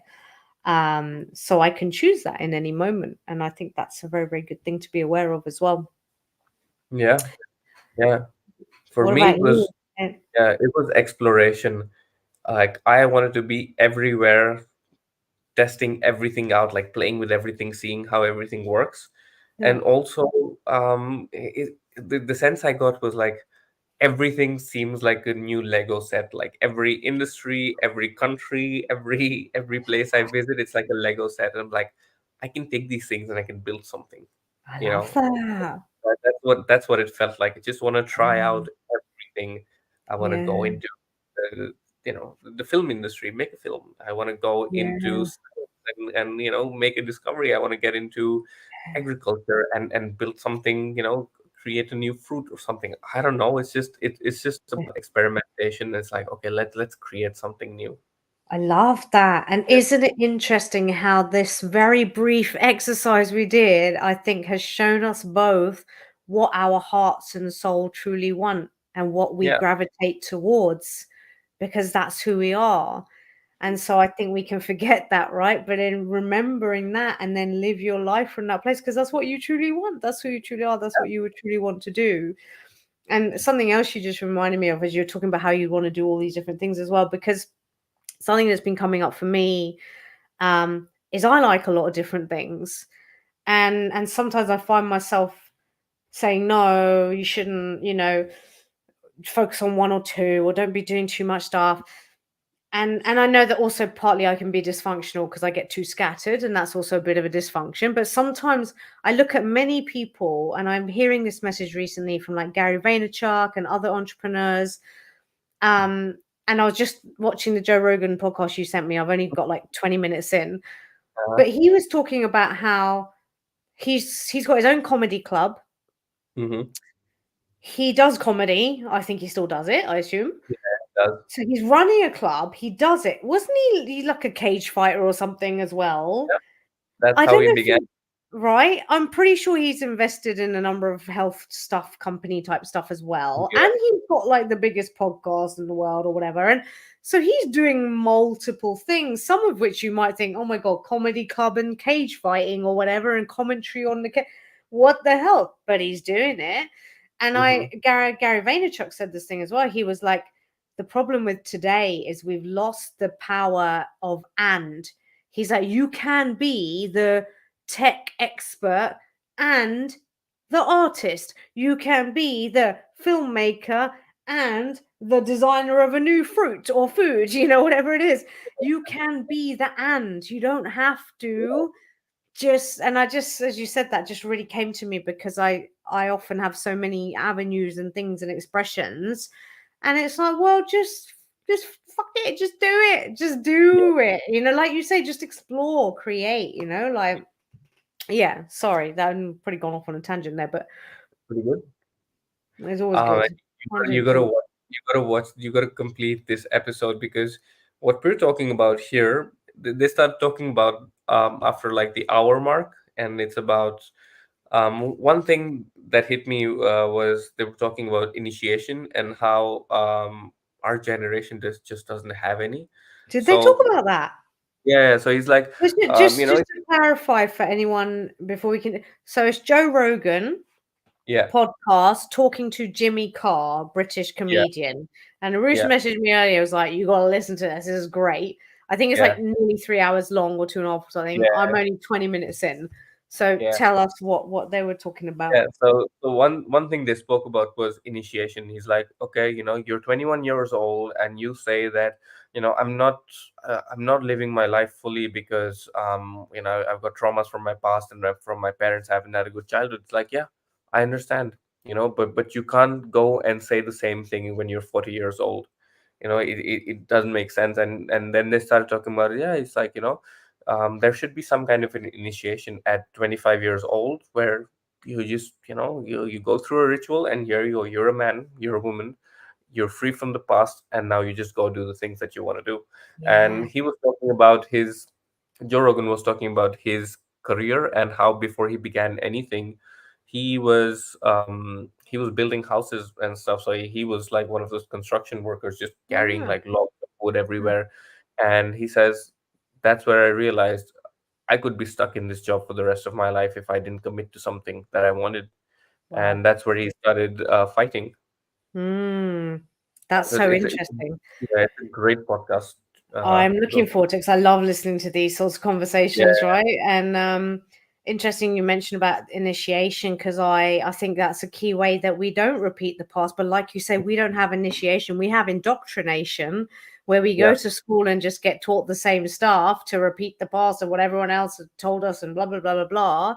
I don't know, and it may be different now. Obviously, it's been a long time since I've been at school, but and actually I really did enjoy my schooling. I did, there's a lot of good stuff in there, and we did do a lot of creativity as well, but I'm not sure if every school is giving that to kids, and it's like that. I remember reading or hearing somewhere the other day about, actually, there's a woman, I love her. So her name is Martha Beck, and she is a she teaches very similar to what we do, like intuition, knowing your truth, authenticity, and living to that, basically.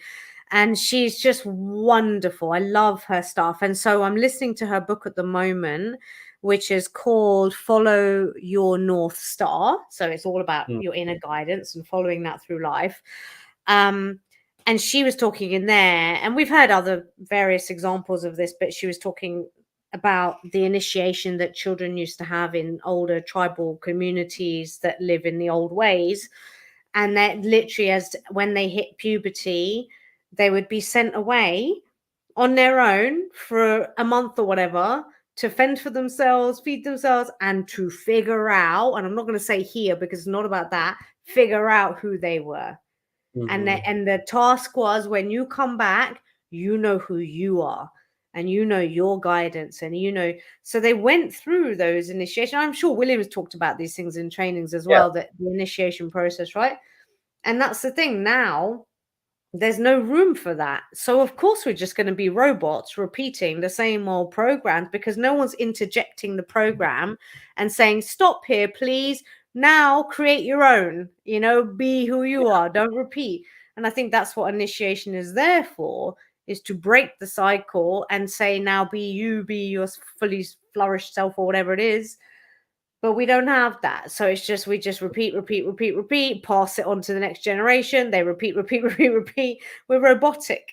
We're not yeah. organic, flowing life, creativity, possibility, all, open expansion. We're not that. We're robots. And I feel, I mean, let's not get onto AI right now because we will be here till midnight. That's a long Get some one. popcorn, anyone who watches this for that long. But, the whole sort of thing of where we're headed, I think, as a species, I think, because again, we're talking about the leading edge people taking us all Mhm. in a certain direction. That doesn't necessarily mean they're all going to take us in the right direction. Yeah, Some people will take us in a healthy direction, but they will take us in whatever direction they want. And Hmm. so if we're all just bumbling along, then we follow. But that is that's an aspect that I think is a bit of a challenge, is we are becoming more and more robotic. I think we are becoming more and more disconnected from our creativity, our uniqueness, and who we truly are. And so I think that yeah, I've lost my thread now. Started thinking about Chat GPT, but I think it was just that I feel like we are, yeah, the road we started seeing. I don't say we started, like, I know I wasn't there, but my understanding is, a big part of seeing us as just robots was coming through the industrial revolution, and how we needed to work in factories, and so we became robotic, and school was just to get us into that system and blah blah blah, and then chuck us out the other end. And I think we still suffer a lot of that. The legacy of that, we may not be in the industrial revolution, but we still kind of think of ourselves in that way, just go through like a robot. But yeah, I think the way we're using tech almost feels like there's a risk there that, I mean, we hear about transhumanism and all sorts. Like, people want more roboticness in the human, and I'm not sure if that's the answer. And Yeah, I don't know. I think we're screwed with AI.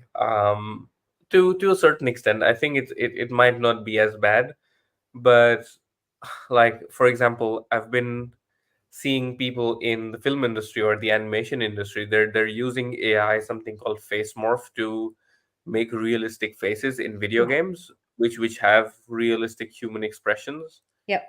And I'm just thinking, how far away is the day where we put on our VR glasses and we exist in a different reality with very realistic looking human beings?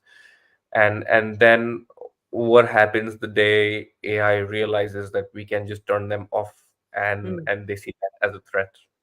You Yeah. know, Yeah. I well, think where there's a so do you know Stephen Bartlett? yeah, So he does his guest list on his podcast just keeps going to the next level. I don't know how he's doing it, but he's clearly doing his genius, but he gets yeah, amazing guests. And he had a guy on there talking about AI. He's an ex-Google guy who was leading AI for Google, and yeah, he chose to exit the work because he was like, I don't like where this is going and I don't want to be part of it. And he said exactly that. He was like, this could go really bad, but again, it's not the AI, it's the humans. yeah.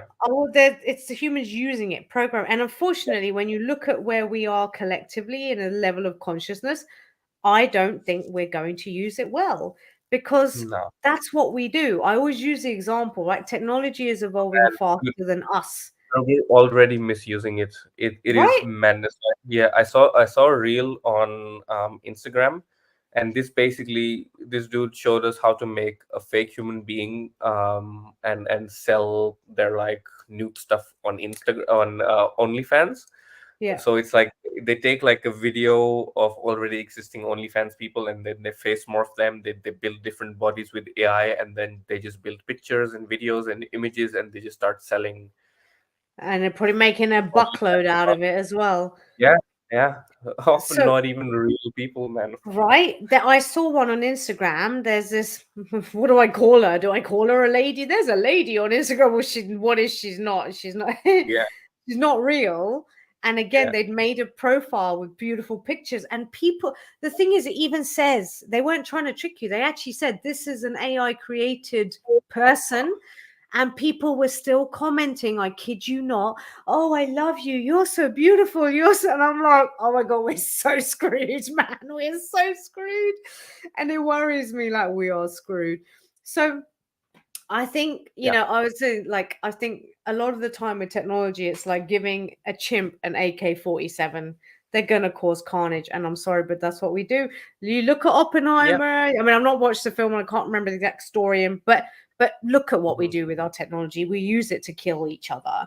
We use it Yeah, for these weird, and the thing is, and this is what the guy on the podcast was saying to Stephen. He was like, look, we could use this for so much good.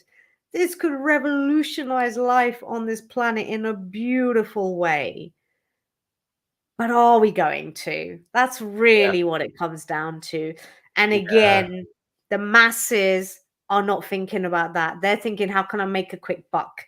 How can I Yeah. trick and manipulate more people or something like that? Because now, like you say, and very soon you'll go online, you'll see a video and you won't know that it's actually being completely AI manipulated, and it could be of a celebrity or a president, and you'll see it and you'll think it's them saying these words to you, but it's not, it's fake, and it's so realistic. So imagine what kind of damage and harm could be done with this tool. And I don't want to be pessimistic about humans, but I think that we will probably have to suffer a bit with the Hmm. misuse before we maybe come out the other side. And but like we said earlier, the process of our evolution feels so long. It's the leading edge inches us along, then the leading edge inches, and sometimes it might inch us in maybe not so good direction, or maybe the intention was right but the masses were not ready and so they used it in crazy ways. I don't know, but I think yeah, I think it could be so good,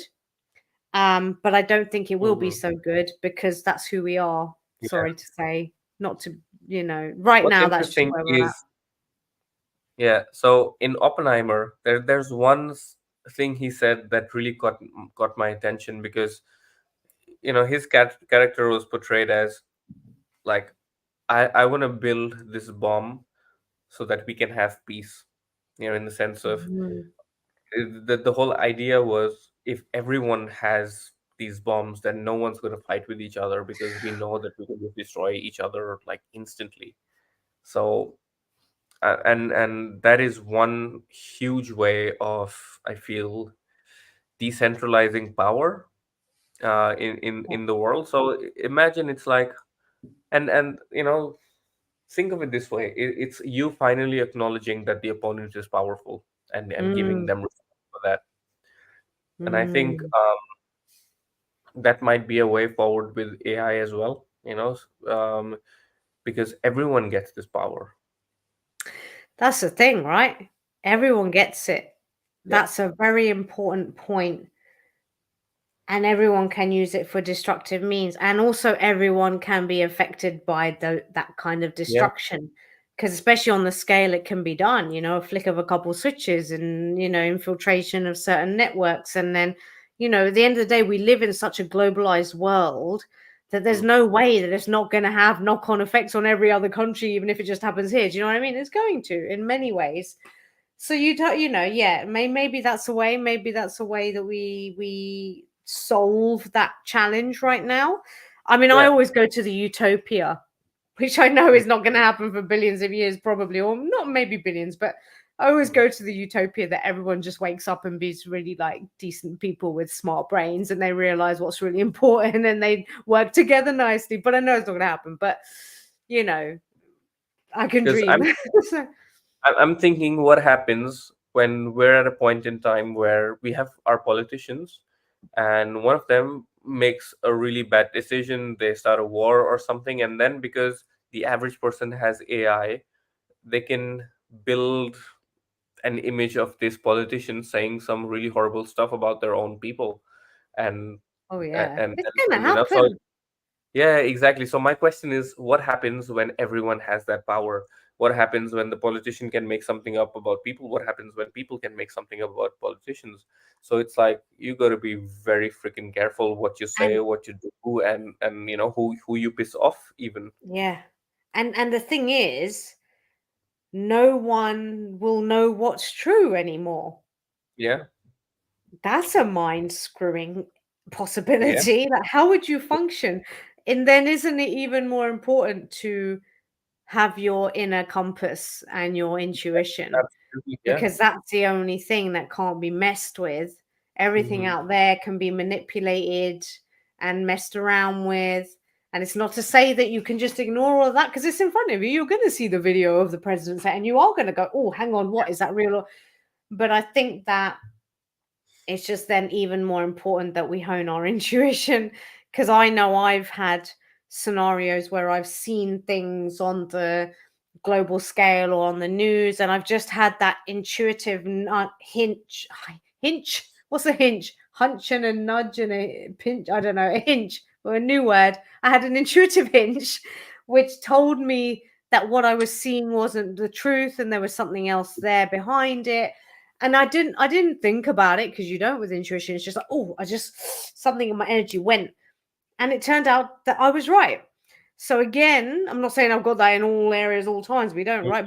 But we have that Yeah. capability to discern truth. And so even more important than our inner wisdom is turned on and our inner Mm. compass is on, so that we are not screwed by all of this deception that is going to amplify, I think. Because like you say, it's everyone's got these tools now.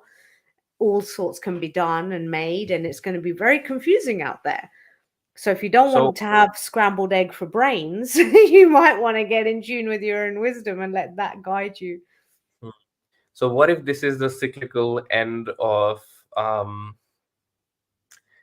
or what if this is the cyclical end in terms of where we start the cycle again of being being wise, relying on ourselves, our instincts, our intuition, because AI just takes care of the rest, because I and we like can't it. rely on anything else other than that. Mm, Go back to the old interesting. days, but in higher levels. Yeah, maybe it's the next level. And I feel like that there will be a level of, well, normally when we go into a new state and a new structure, the old one has to crumble as well. And it can be painful. And I think maybe that's also part of what we will go through, is the mess and the confusion and the stuff ain't doing well, and the Aren't we before we doing that? go, huh? Aren't we going through that already? Yes, we are. For a very long time, it appears. I Yeah, think these cycles go yeah, on for thousands and thousands and thousands of yeah, years. So, but I yeah. think you're right. It could well be that. As you were saying it, I got that little buzz of energy, right? Like on a bigger, grander scale, maybe there is something there around, this is what will take us home. And unfortunately, it might be a bit painful. But that may be taking us to that next level of wisdom. That would be nice. Yeah, it would be nice. Yeah, and but like you say as well, you know, and I can testify it in my own life, is often we have to suffer a bit. And Hmm. suffer, that line, Yeah, pain is whatever, pain is inevitable, suffering is optional. So we don't have to mm, suffer, but we will experience pain. yeah, And when old structures crumble, it's painful. And when yeah, the new one's not here yet, it's confusing. And so, yeah, maybe that is what we're going in for. So maybe in that respect as well, we won't repeat the past, just going back to what it was we yeah. were actually talking about and why we're here. Um, so what, are we on a screen? Are we recording? What? It's just you and I having a chat like we normally Yeah. do. Oh, it's so good though. So So good. according to Indian mythology, we have 400 years till we change completely into new era. Cycle, yeah. Yeah. Are we in So the one called Kali Yuga or something? Or is that something else? yeah, that's the one. The So dark it one. exactly. So at the moment apparently is the good times, and it gets much worse in the next 400 Oh, years. so we're gonna get worse Oh, massively worse. in So 400 years. yeah, so the theory is that Okay, I won't be here maybe. There's a we go into the next phase when the darkness is at the peak, and right, and only then do we transition into the next phase. So the peak is coming in 400 years, and so we're sort of going up. building ourselves up to Yeah, self-destruction and annihilation, so that then we yeah, can go down the other side of the hill into pretty much. utopia and abundance and bliss. Or just to Uh, restart us because we got hit by a comet or something. yeah, well, exactly. What was I watching the other day? Oh, we watched that movie, Don't Look Up. Oh, amazing.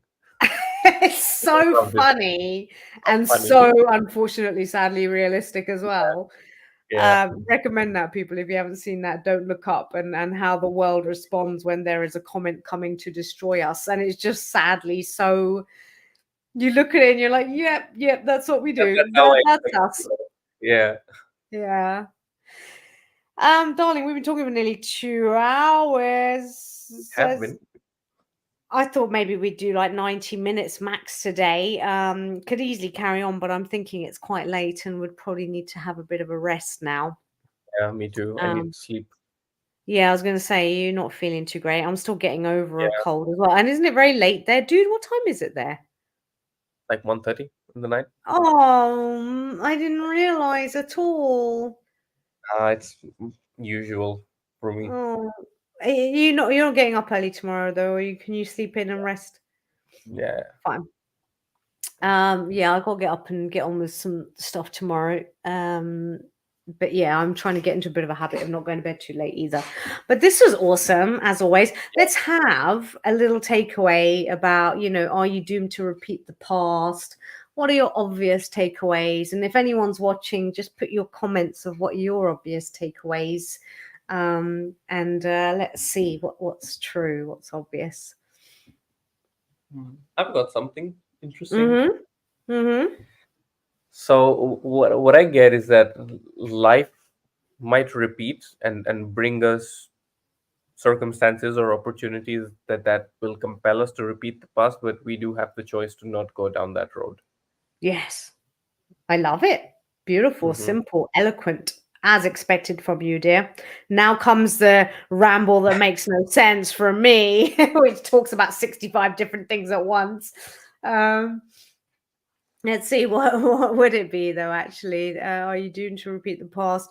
I think the key takeaway from me is that it does take will to change.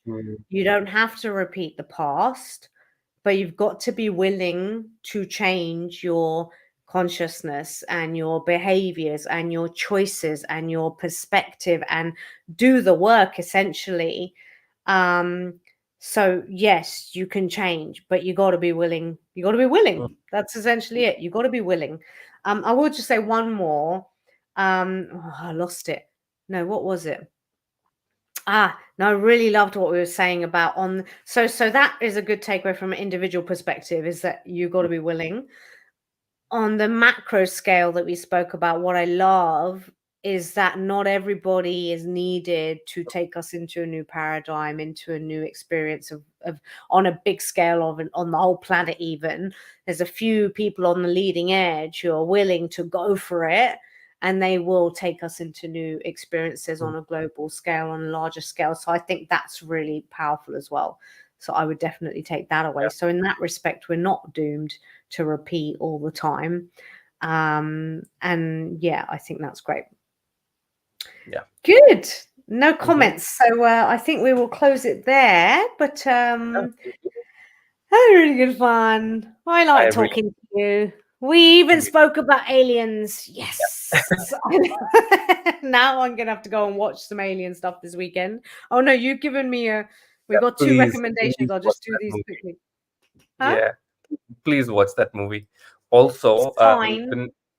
The Wonderful Life of Henry Sugar. It's a 40-minute short movie. It's on Netflix. Mhm. Amazing.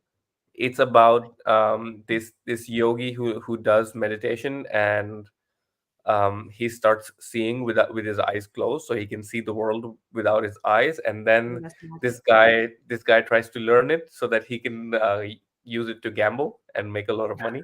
Oh God, It's Henry. it's so fun. Henry Sugar, The Wonderful Life of Henry Sugar. Okay, I will have a look for that. So many recommendations from Marouche today. That Ye- one, we have the movie Signs, and we have the book called Legacy, which is also on Audible. I'll definitely be checking that out. And I just felt to say one thing when you were talking about that, but I can't remember what it is. So I think we shall close there. Is there anything else? Any comments? No. Thank you for watching, by the way. Whoever watches live, whoever watches later, put your comments in. We appreciate it. We've had a lot of fun.